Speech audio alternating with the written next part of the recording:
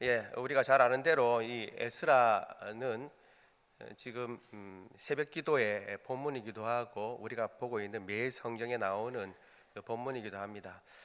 같이 이제 말씀을 묵상하고 보다가 이 말씀이 참 은혜가 되어서 같이 나누고자 해서 그 말씀 중에 한 말씀을 택했습니다. 에스라는 여러분 잘 우리가 익숙하지 않은 성경 중에 한 성경입니다. 에스라는 포로 이후에 이스라엘 백성들이 포로 이후에 기록된 성경입니다. 오늘 본문에 보면 이 일 후에라고 되어 있습니다. 이 일 후에라고 하는 것은 1장에서부터 6장까지의 내용을 요약하고 있습니다. 1장부터 6장까지의 내용이 뭐냐 하면 1차 포로 귀환에 대한 내용입니다. 1차로 스룹바벨을 그리고 스룹바벨을 이제 위시해서 1차로 이제 이스라엘 백성들이 고레스의 칙령에 의해서 다시 이제 가나안 땅으로 오게 되었습니다. 올 때에 와서 그냥 그만 있었던 것이 아니라 성전을 지었죠. 어렵사리 성전을 지었습니다. 그리고 그 모든 일들 후에 다 이제 성전도 완공하고 그러고 난 뒤에 이제 이 일 후에라고 지금 쓰고 있습니다. 그러면 우리가 이제 한번 생각해 볼 필요가 있습니다. 1차 귀환이 있고 2차 귀환이 있다 이렇게 하니까 이게 뭔가 혹시 생각하는 분들도 계실지 모르겠습니다. 성경에 보면 이스라엘 백성들이 하나님 앞에 끝까지 반역하다가 결국은 망하게 되었습니다. 원래 한 나라였던 것이 솔로몬의 아들인 르호보암 때에 나라가 두 나라로 나뉘었습니다. 그래서 10지파가 속해 있는 북쪽의 나라는 이스라엘이라는 이름을 가져가고 남쪽에 있는 왕국은 주축이 되는 유다 지파의 이름을 따서 유다라는 이름을 가져가게 되었습니다. 그래서 북쪽 왕국은 이스라엘이라고 그러고 남쪽 왕국은 유다라고 그랬는데 북쪽 왕국은 주님 오시기 722년에 아수르라고 하는 제국에 의해서 멸망을 당하고 남쪽은 586년에 586년 외우기가 쉽지 않은데 이렇게 생각하면 됩니다. 586 같다 이렇게 생각하면 됩니다. 586 그러면 586이 되죠. 586년에 주님 오시기 전 586년에 유다도 결국 망하고 맙니다. 우리가 생각할 때 망하니까 한 번에 끝났다라고 생각하는데 성경을 보면 그렇지 않습니다. 포로로 잡혀가는 것도 3번에 걸쳐서 잡혀갑니다. 한 번 싸우다가 망해서 쫄딱 망한 게 아니고 여호야김 왕 때 1차로 포로를 끌려갑니다. 그리고 난 뒤에 여호야긴 왕이 세워지는데 이 여호야긴 왕 때도 바벨론에게 반역하다가 결국 또 끌려가게 됩니다. 그리고 난 뒤에 우리가 아는 대로 시드기야 왕 때 완전히 멸망하게 되죠. 그러면서 3차에 세 번째로 끌려갑니다. 그러니까 포로로 끌려갈 때도 3번에 걸쳐서 끌려가게 되고 귀환도 이제 3번에 걸쳐서 귀환하게 됩니다. 이미 우리가 살펴본 대로 에스라 1장부터 6장까지의 내용은 1차 귀환을 스룹바벨을 중심으로 해서 1차 귀환하는 내용이고 우리가 이제 보고 있는 우리 7장의 이 내용은 2차 귀환입니다. 에스라를 중심으로 해서 2차 귀환이 일어나게 되고 3차 귀환은 느헤미야, 에스라 느헤미야를 주축으로 해서 이제 3번째로 귀환하게 됩니다. 그러니까 망해가는 것도 3번에 걸쳐서 이렇게 포로로 잡혀가서 결국 망하게 되고 그리고 회복되는 것도 3번에 걸쳐서 포로 귀환이 일어나서 회복됩니다. 3이라는 숫자는 참으로 성경에서 중요한 숫자입니다. 여러분 3이라는 숫자도 완전수에 해당합니다. 베드로는 예수님을 3번 부인했습니다. 그렇죠? 예수님께서 3번 부인하겠다고 그랬죠. 3번 부인한 것을 왜 하필이면 3번인가? 이 3이 완전수라고 그랬습니다. 3번 부인했다는 것은 그러면 어떻게 부인했다는 거예요? 완전히 부인했다는 겁니다. 3번 부인했다는 건 완전히 부인했다는 겁니다. 예수님께서 사흘 만에 부활하셨다는 것은 예수님의 죽음이 완전한 죽음이었다는 것을 나타내는 것이기도 합니다. 3일 동안 우리도 그렇죠. 3일장을 치르잖아요. 그렇죠. 그 이유는 뭐예요? 사람이 혹시 죽었는 줄 알았는데 살아날 수도 있는 거죠. 그렇죠. 그래서 3일을 기다려보는 거죠. 근데 예수님이 사흘 동안에 이렇게 무덤에 있었다는 것은 예수님이 완전한 죽음이었다가 그리고 난 뒤에 부활하셨다는 것의 증거입니다.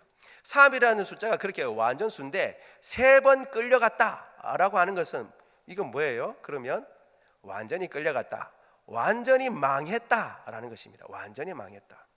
그런데 그들의 어떤 힘과 노력도 없이 오직 하나님께서 간섭하여 주심으로 말미암아 그 강력했던 바벨론이 멸망하게 되고, 페르시아, 성경에서는 바하사라고 나와 있죠.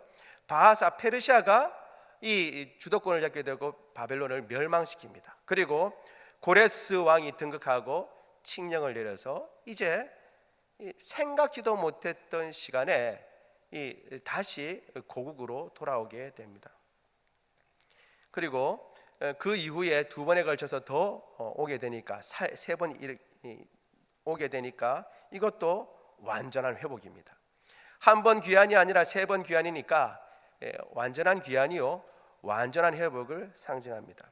여러분,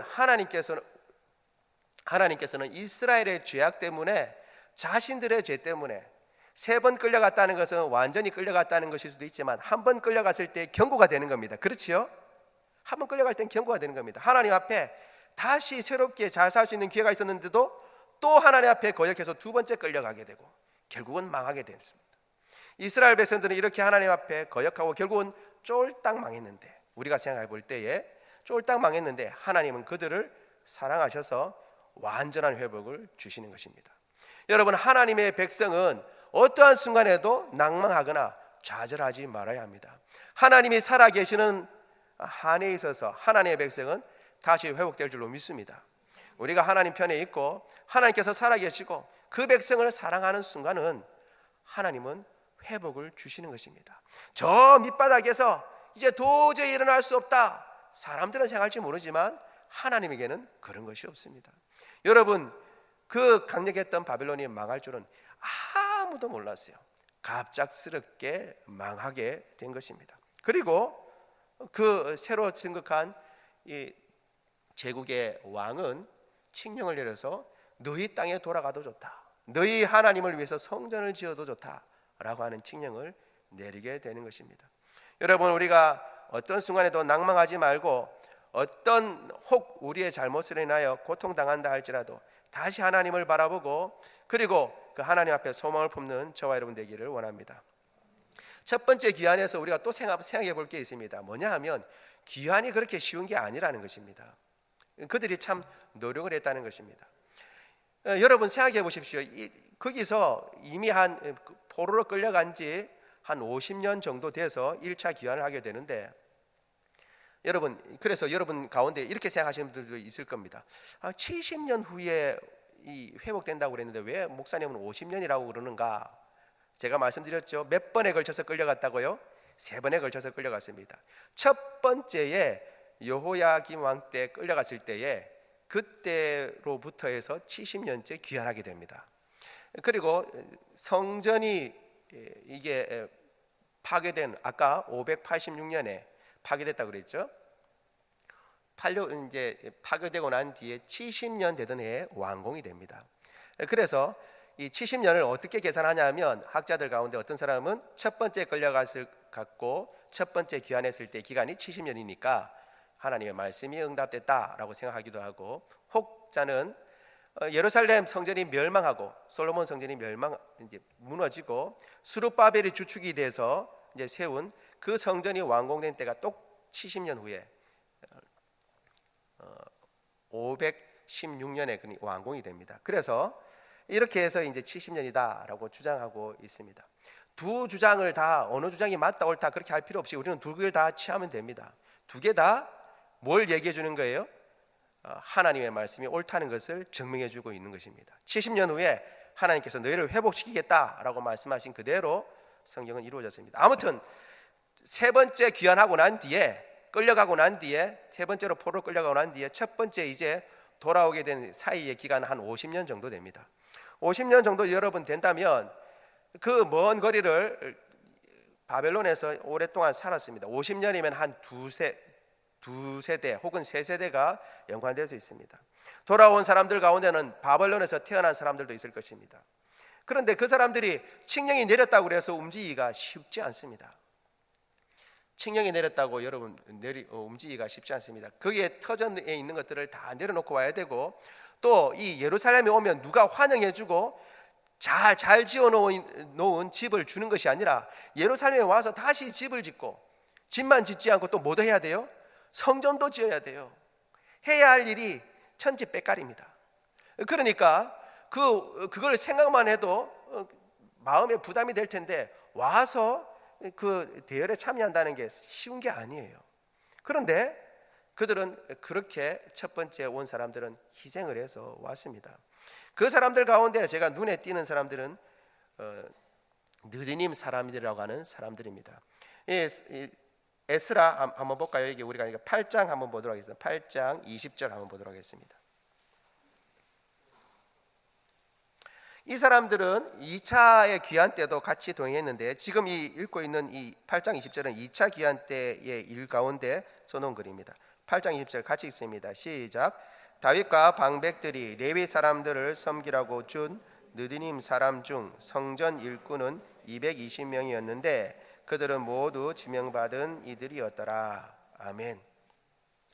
이 느디님 사람이라고 이름이 나와 있는데, 이 지파도 아니고 좀 이 어떤 사람들인가 생각하는데, 여기 오늘 설명이 나와 있죠. 어떻게 돼 있다고요? 이 다윗과 방백들이 레위 사람들을 섬기라고 준 사람들입니다. 그러니까 여러분, 성전에 제사장이 있고 그 다음에 제사장을 돕는 사람들이 있죠. 어떤 지파예요? 레위 지파가 제사장들을 돕습니다. 근데 레위 지파만 성전에서 일한 게 아니라 그 허즈렛 일을 하고 있는 레위 지파를 또 돕는 사람들이 있었어요. 그 사람들이 어떤 사람들이냐면 이 느디님 사람들입니다. 이 사람들도 같이 귀환을 했어요. 여러분, 이건 참 쉬운 일이 아닙니다. 어떤 것에 보니까 성전 노예라고 이렇게 번역을 했더라고요. 여러분, 이 성전이 있으면, 성전이 있는데 다시 와서 성전을 짓겠다고 하면, 거기에 성전 짓고 나면 이 사람들은 뭘 해야 됩니까? 또 성전에 귀속돼서 거기서 허드렛 일을 해야 합니다. 그런데 바벨론에 있으면요, 그런 거 상관없어요. 그런 거 상관없어요. 이 사람들뿐만 아니라 심지어 레위인들은 2차로 이 에스라가 가려고 이렇게 사람들 모아가지고 세 보니까 레위 사람들이 다 빠진 거예요. 레위 사람이 한 명도 없는 거예요. 그래서 사람들을 시켜서 다시 한번 레위 사람들을 찾아볼 정도로 그렇게 레위 사람들이 가기를 싫어했습니다. 여러분, 레위 사람들이 왜 가기를 싫어했을까요? 가나안 땅에 오면 땅을 불화받지 못합니다. 이스라엘 다른 지파는 땅을 받지만 레위 사람들은 성전에서 제사를 드려야만 거기서 나온 것으로 연명합니다. 그런데 지금 바벨론에 가 있으면 어떻게 해요? 그거 상관없어요. 땅을 얼마나 가지든 내가 무엇을 하든 누가 뭐라는 사람이 없습니다. 제한이 다 풀리는 거예요. 가나안 땅에 오자마자 다시 귀속되고 성전에서만 일하게 되고 땅을 갖지 못하게 되고, 그보다 더한 사람은 느디님 사람들인데, 이 사람들은 특별히 이스라엘 지파 사람들이 아니라 외국에서 귀향한, 그러니까 넘어온 사람들이라고, 귀화한 사람들이라고 그렇게 생각됩니다. 자기가 귀화한 나라에서, 그리고 가장 힘든 일들을 해야 하는데 느디님 사람들도 여기에 빠지지 않고 참여했다는 것이 여러분 대단한 것입니다.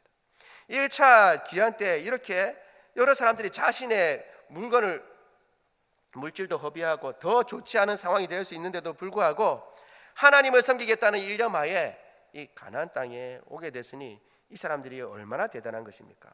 뿐만 아니라 여러분, 이미 말씀드린 대로 1차 귀환 때에 무엇을 했다고요? 성전을 지었어요. 우리가 생각할 때 성전을 지으니까 그냥 쉽게 성전을 지은 것 같지만 그렇지 않습니다. 성전을 짓는데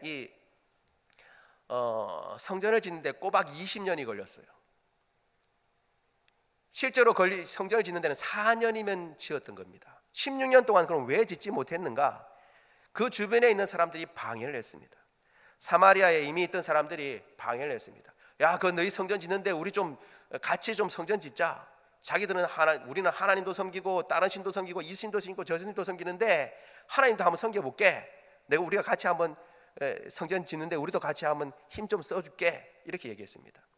그 사람들을 같이 할 수 없죠. 그래서 너희는 안 된다고 얘기했습니다. 그러자 그때부터 방해하기 시작하는 것입니다. 16년 동안 성전을 짓다가 중단에 멈춰섰습니다. 나중에 학개와 스가랴에 의해서 힘을 얻어서 다시 성전을 짓고 4년 만에 결국 이렇게 완공을 했습니다. 여러분, 이렇게 힘들게 성전을 짓고 이제 다 끝났습니다. 그러면 그까지가 6장까지의 내용입니다. 그러면 그걸로 족한 거잖아요. 1차에 힘 들여서 지금 귀환했고 성전까지 지었습니다. 그러면 그것으로 끝이잖아요. 그런데 왜 2일 후에 라고 이야기했을까요? 2일 후에. 이 1차 귀환과 그리고 성전 짓는 것으로 뭔가 미진하다는 것을 보여주고 있습니다. 그것이 나중에 이제 9장 1, 2절에 나와 있는데 그건 한번 볼까요? 무슨 일이 있는지는 봐야 되니까 한번 보도록 하죠. 9장 1, 2절을 한번 보겠습니다. 1절만 한번 읽어봐도 대강 짐작갑니다. 우리 같이 한번 읽어보겠습니다. 시작. 2일 후에 방백들이 내게 나와 이르되 이스라엘 백성과 제사장들과 레위 사람들이 이 땅 백성들에게서 떠나지 아니하고 가나안 사람들과 헷 사람들과 브리스 사람들과 여부스 사람들과 암몬 사람들과 모압 사람들과 애굽 사람들과 아모리 사람들의 가증한 일을 행하여. 아멘. 뒤에는 서로 통혼하고 그들을 따랐다, 함께 섞여 살았다라고 되어 있습니다. 여러분, 이게 이상한 겁니다. 그들은 이미 3차에 걸쳐서 포로로 끌려서 완전히 망함을 맛본 사람들입니다.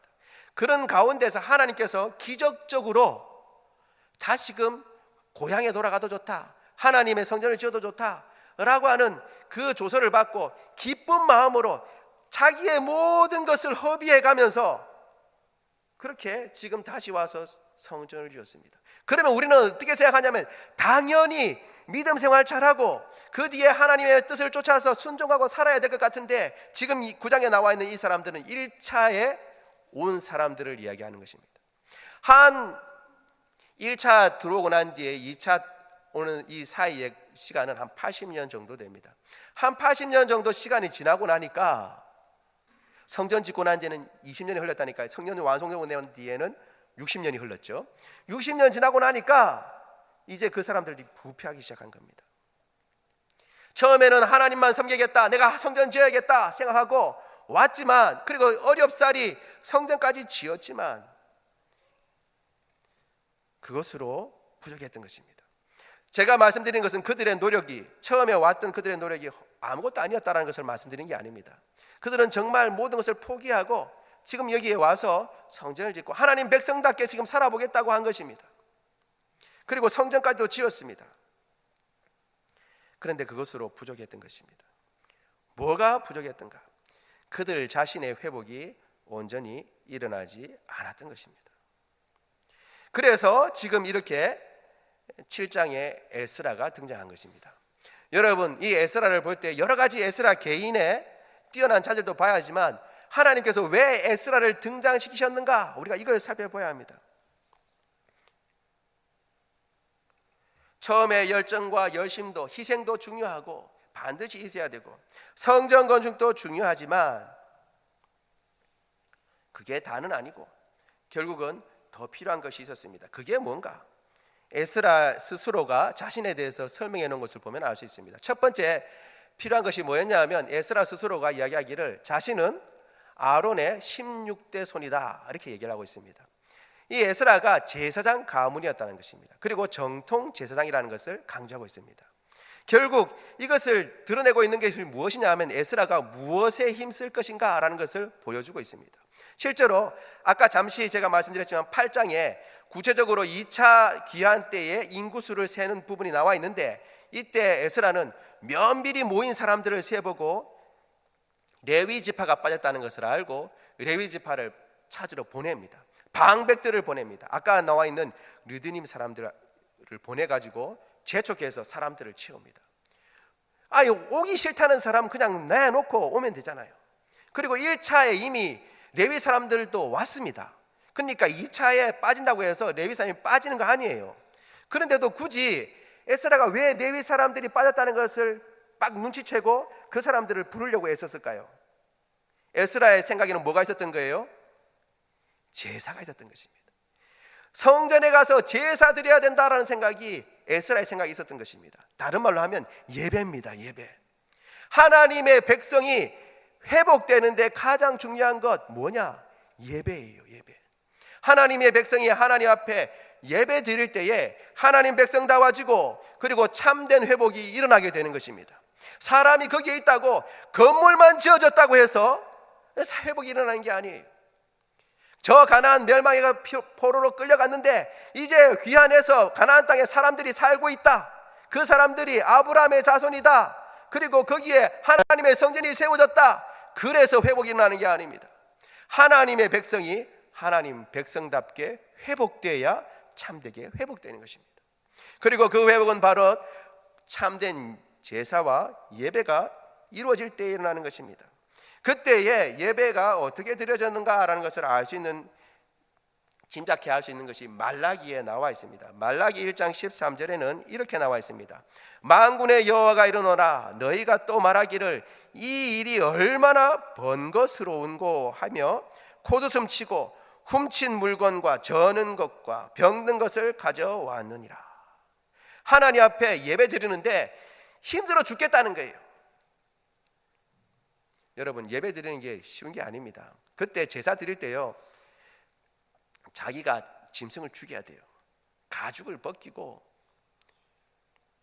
이게 쉬운 게 아닙니다. 자기가 안수하고 이렇게 하는 것들, 그리고 짐승을 잡아다가 갖고 가는 것, 이 모든 문제가 쉬운 게 아닙니다. 그러니까 어떻게 해요? 믿음을 가지고 참되게 제사를 드리지 않는다면 모든 게 다 번거스러운 일이에요. 이게 얼마나 번거스러운 거냐? 때를 봐서 이거 뭐 흠이 있나 없나 다 살펴야 되고, 그거 끌고 가가지고 때에 맞춰서 또 잡아야 되고, 그 잡을 때 피비린내 그거 다 맡아야 되고, 아이고 이거 얼마나 번거스러운가. 여러분, 이 사람이 은혜가 떨어지면 만사가 귀찮아집니다. 전에는 콧소리 내면서 왔다 갔다 했던 길도요, 이게 왜 이렇게 뭐냐 이렇게 돼요. 그리고 이 길이 왜 이렇게 신호등도 많냐 이렇게 됩니다. 전에는 기쁘게 왔다 갔다 했는데 이 신호등이 왜 이렇게 많고 이 신호등이 왜 이렇게 번호도 신호도 이렇게 많이 걸리냐 이렇게 됩니다. 5만 가지가 다 짜증스러운 겁니다. 하나님 앞에 기쁘게 드릴 때는 먼 거리도 기쁩니다. 아이고 이 가는 길에 이 참 경치도 좋네 하고 가다가 나중에는 뭐 이렇게 뭐냐 이렇게 되는 겁니다. 여러분들의 마음이 어떤지 모르겠습니다.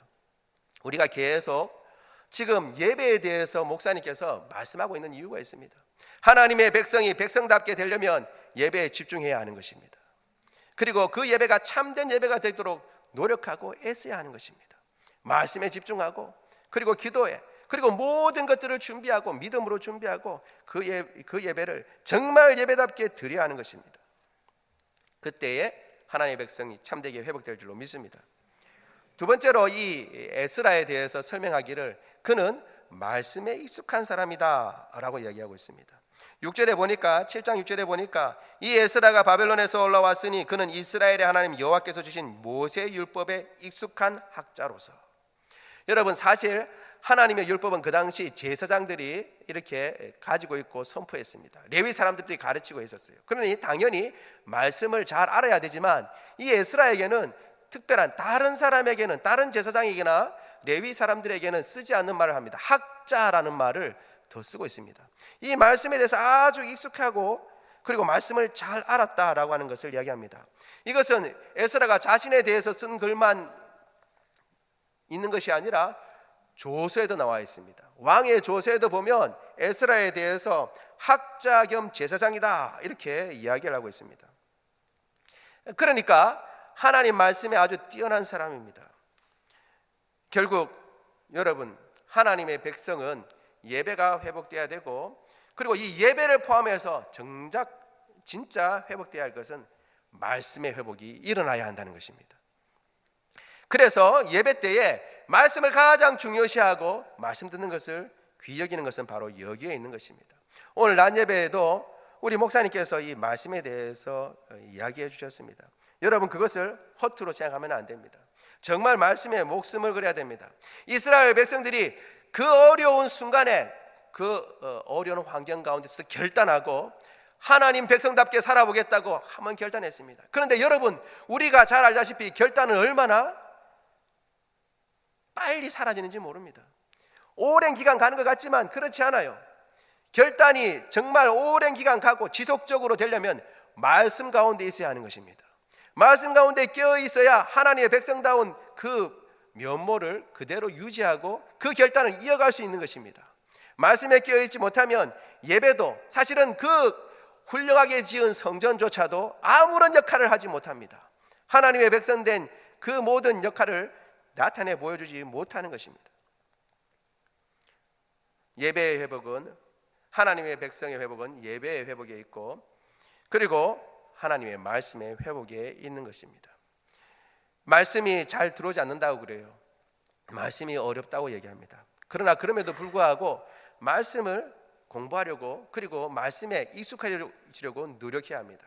여기 이 에스라가 바로 그 대목에서 중요합니다. 에스라는 우리가 중요한 구절을 같이 읽어볼까요? 7장 10절입니다. 오늘 읽은 마지막 구절 같이 한번 읽어보겠습니다. 10절 시작. 에스라가 여호와의 율법을 연구하여 준행하며 율례와 규례를 이스라엘에게 가르치기로 결심하여 썼더라. 아멘. 의도적으로 하여 썼더라 라고 되어 있습니다. 이것은 뭐냐 하면 에스라가 이제 2차 귀환하고 난 뒤에 형편과 사정을 보고 난 뒤에 아이고 안 되겠다, 말씀 공부해야겠네 해서 말씀 공부한 게 아닙니다. 처음부터 에스라의 마음 가운데는 뭐가 있었던 거예요? 이 말씀을 연구하고 준행하고 가르치려고 하는 마음이 처음부터 있었던 거예요. 2차로 귀환하기 전부터 그것을 마음에 꾹 담아두고 있었던 것입니다. 재미난 것은 이미 말씀에 익숙한 사람인데도 에스라는 첫 번째 자기 율례를 연구하겠다 이렇게 얘기하고 있습니다. 이 연구하겠다는 말은 이 찾고 그리고 이것을 조사한다는 이런 의미를 가지고 있습니다. 이미 하나님의 말씀을 잘 알고 있지만 그 말씀을 더 깊이 찾아보고 그리고 공부하겠다는 것입니다. 왜? 준행하기 위해서. 여러분, 공부하기 위해서 하는 것하고 실천하기 위해서 하는 것하고는 조금 차이가 납니다. 하나님 말씀도 그래요. 하나님 말씀이 참 재미나서 이거 조금 공부하다 보면 하나님 말씀도 재미나요. 그래서 공부하고 싶은 생각이 막 들어요. 그래서 잘못된 생각 때문에 신학교 온 사람들이 더러 있습니다. 왜? 하나님 말씀 배우려고 신학교에 온 거죠. 근데 여러분, 여기에 10절에 이야기하고 있는 것은 이 에스라는 이미 하나님 말씀에 익숙하지만 하나님 말씀을 준행하기 위해서, 그 말씀 순종하기 위해서 내가 하나님 말씀을 살펴봐야겠다라고 결심했다는 겁니다. 결심. 문제는 뭐냐면 이 에스라가 그렇게 결심한 것입니다. 그리고 그렇게 행한 것입니다.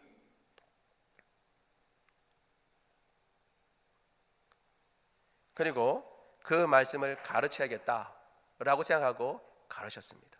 실제로 느헤미야에 보면 이 에스라가 백성들에게 말씀을 가르치는 내용이 나옵니다. 얼마나 장엄한 대목인지 모릅니다. 말씀을 가르치니까 그 말씀을, 에스라의 말씀을 받은 사람들이, 레위인들이 각 곳곳에 흩어져서 또 말씀을 전해줍니다. 풀어서 할 때 에스라 말이 혼자 다 안 들리니까 풀어서 설명해 줍니다. 그러니까 백성들이 그 말씀을 듣고 울어요. 하나님 앞에 잘못한 것을 말씀 가운데 보게 되고 울고 회개하고 돌이키는 역사가 일어나게 됩니다. 여러분, 하나님의 백성이 하나님의 백성답게 사는 것은 말씀의 회복에 있습니다. 이 말씀을 꾸준히 우리가 생각해야 합니다. 어떤 분들은 이렇게 생각할 수 있습니다. 에이, 목사님, 이 에스라니까 가능하죠. 그러면 이 말씀은 목사님이나 혹은 말씀을 가르치는 사람에게만 적용된다 생각할 수 있지만 그렇지 않습니다. 제가 이미 말씀드린 대로 하나님의 백성이 회복되는 길이 바로 여기에 있는 것입니다. 여러분, 하나님의 백성이 하나님께서 원하신 대로 한번 그 큰 뜻에 순종할 수 있습니다. 내 큰 것, 내 한번 이렇게 내 인생 한번 걸어보겠다고 순종할 수 있습니다. 한 번 혹은 몇 번 순종할 수 있습니다. 그러나 계속 할 수 있습니까? 아니요. 하나님 앞에 제대로 된 예배를 드려야겠다고 겉모습은 낼 수 있습니다. 그러나 그 열심도 오래 가지 못합니다. 하나님의 백성이 하나님의 백성답게 사는 것은 말씀 가운데 있어야 하는 것입니다. 그것을 이 에스라가 보여주고 있는 것입니다. 첫 번째 이야기하는 것처럼 이 말씀을 잘 알도록 우리가 애쓰고 노력해야 하는 것입니다. 연구한다고 하니까 여러분들이 이건 우리가 할 수 없는 것이 학자들이나 하는 것이지 이렇게 생각할지 모르지만 이미 말씀드렸습니다. 에스라는 준행하기 위해서 말씀을 살핀 겁니다. 여러분, 우리가 하나님의 말씀을 순종하기 위해서 하나님의 말씀을 살펴볼 일은 우리도 해야 할 일인 줄 믿습니다. 우리가 사실 해야 하는 것입니다. 하나님의 말씀, 이 당시에 에스라가 가지고 있었던 말씀은 결국 모세 오경이에요. 여러분, 그러나 우리는 이미 예수님의 말씀까지 다 완성된 성경을 가지고 있습니다.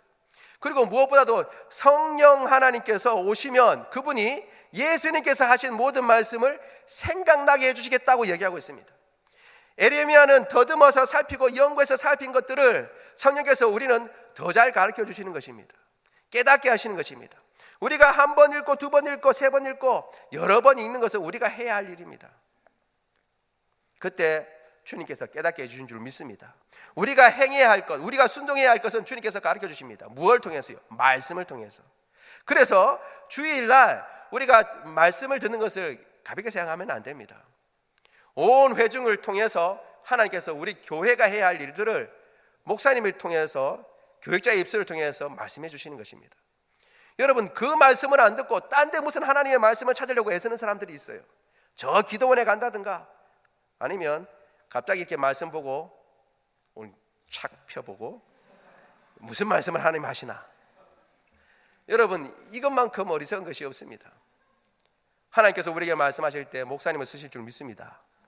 그러면 여러분 위해서 기도해 주시고, 오늘 기도하신 것처럼, 우리 권사님 기도하신 것처럼 목사님 위해서 기도해 주시고, 그리고 그 말씀을 들으려고 애써야 하는 것입니다.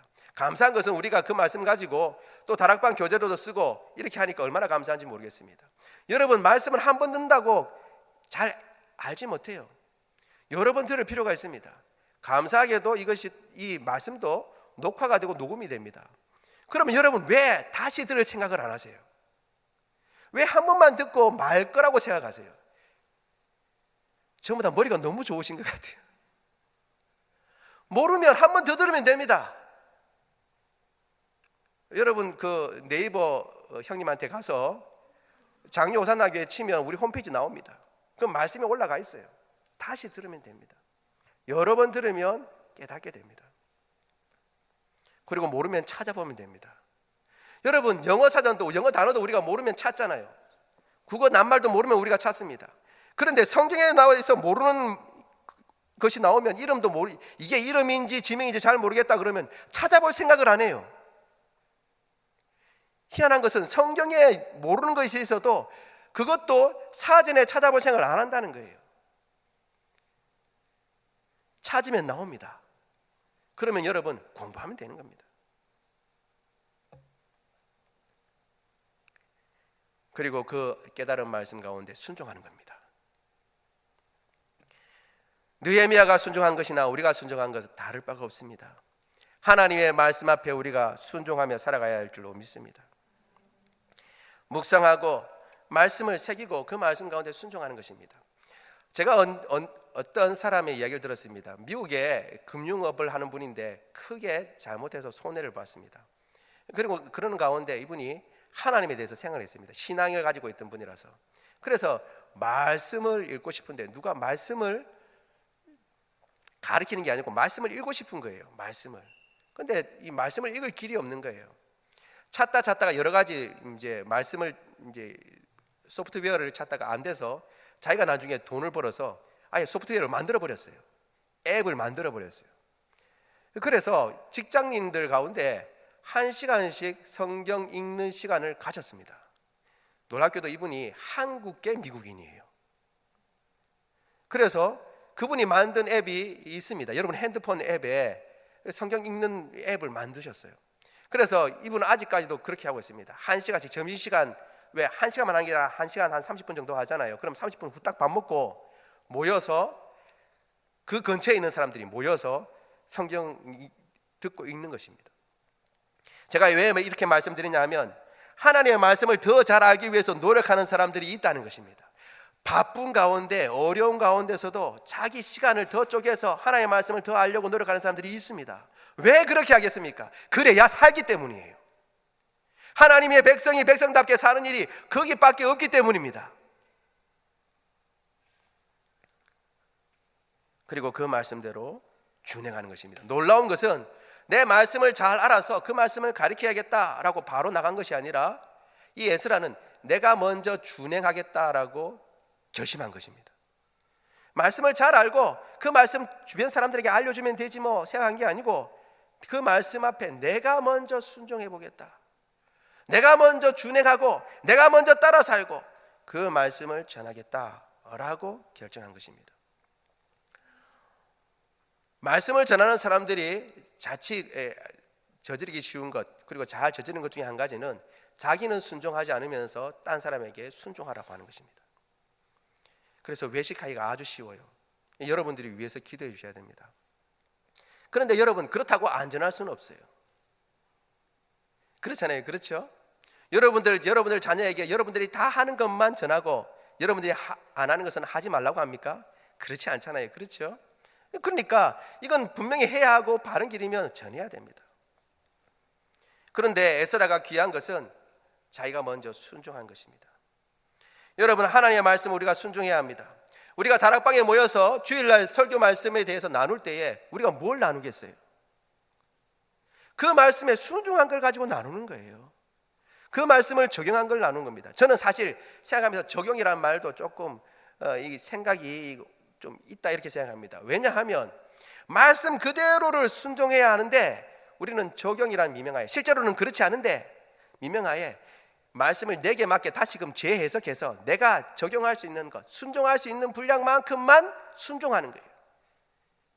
그걸 우리는 적용이라는 미명하에 땜빵을 하려고 하는 경우가 왕왕 있습니다. 그런데 오늘 에스라는 그렇게 하지 않았습니다. 하나님의 말씀 그대로, 깨달은 말씀 그대로, 하나님의 말씀 가르쳐 주신 그대로 순종했습니다. 오늘 난예배 목사님 말씀하신 것처럼 순복한 겁니다. 기쁜 마음으로 복종을 한 것입니다. 주의 말씀을 깨닫고 그 말씀에 복종하는 저와 여러분 되기를 원합니다. 세 번째로 이것을 다른 사람에게 알렸습니다. 이거 참 중요합니다. 여러분, 말씀을 잘 아는 방법은 말씀을 가르치면 됩니다. 말씀을 가르치면 그 말씀을 잘 알게 됩니다. 이 에스라가 주변 사람들도 살아야겠다고 생각하고 가르치기로 했습니다. 여러분, 우리 이 장로 오산나 교회 공동체가 사는 길은 우리가 스스로 하나님의 말씀을 잘 알고 그리고 그것을 순종하고 난 뒤에 같이 말씀을 나눠야 하는 것입니다. 여러분, 금방 제가 다락방 이야기를 했는데 다락방에 모여서 여러분은 어떤 이야기를 하세요? 말씀을 순종한 것을 같이 나누고 그것을 같이 서로 가르쳐야 되는 것입니다. 그런 가운데 살아난 겁니다. 공동체가 어떻게 하나님의 말씀 가운데 서게 되느냐? 그 교회 내에서 하나님의 말씀을 서로 가르치고 순종한 것을 같이 나눌 때에 그 백성이 하나님의 백성답게 세워지는 것입니다. 순기능을 하면서 세워지는 거예요. 이건 참으로 중요한 것입니다. 뿐만 아니라 에스라 때는 하지 못한 것을 주님께서는 우리에게 요구하십니다. 우리 같은 믿음의 사람들에게 말씀을 같이 나누고 서로 가르칠 뿐만 아니라 믿지 않는 사람들에게도 말씀을 증거하라고 주님께서는 우리에게 요구하고 계시는 것입니다. 우리가 잘 아는 마태복음의 28장에 주님께서 말씀하셨습니다. 너희는 모든 민족으로 찾아가서 제자 삼고 가르쳐 지키게 하라. 그렇게 말씀해 주셨습니다. 여러분, 우리의 믿음이 언제 왕성해지고 우리의 믿음이 어떻게 강해지는 줄 아세요? 우리가 하나님의 자녀인 것을 어떻게 확인하냐면 믿지 않는 자들에게 전도할 때에 확인이 됩니다. 우리가 늘 같은 길을 가는 것 같지만 그들과 우리가 다른 길을 가고 있다는 것을 언제 확인하게 되냐면 예수님에 대해서 이야기를 꺼낼 때 확인하게 되는 것입니다. 똑같은 길을 가고 심지어는 똑같은 배에서 나온 형제라 할지라도 실제로 가는 길이 다르다는 것을 어떻게 아느냐, 어떻게 확인되게 되냐면 예수님에 대해서 증거할 때 확인하게 되는 것입니다. 그리고 그때에 내가 하나님의 백성인 것을 다시 한번 알게 되는 것입니다. 우리가 복음을 증거하지 않고 하나님의 말씀에 대해서 가르치지 않고 우리가 적용한 것을 같이 나누지 않는다면 그러면 우리는 이 이스라엘 백성들처럼 참 거대한 건물은 세워지고 하나님이 요구한 자리에 있다는 것으로 만족할지 모르지만 그 삶에 참된 부흥은 아직 일어나지 않았는지도 모릅니다. 어렵사리 귀환하고 하나님의 말씀을 듣고 순종하겠다고 했지만 그들은 오래 가지 못했습니다. 말씀이 없었기 때문입니다. 말씀을 맺겠습니다. 여러분, 하나님의 백성이 하나님 앞에서 큰 마음을 먹고 순종하는 것 참으로 중요합니다. 반드시 일어나야 할 일입니다. 그리고 그 백성이 성전을 짓고 그리고 그 일에 순종하여 아름다운 결과를 이루는 것도 참으로 중요합니다.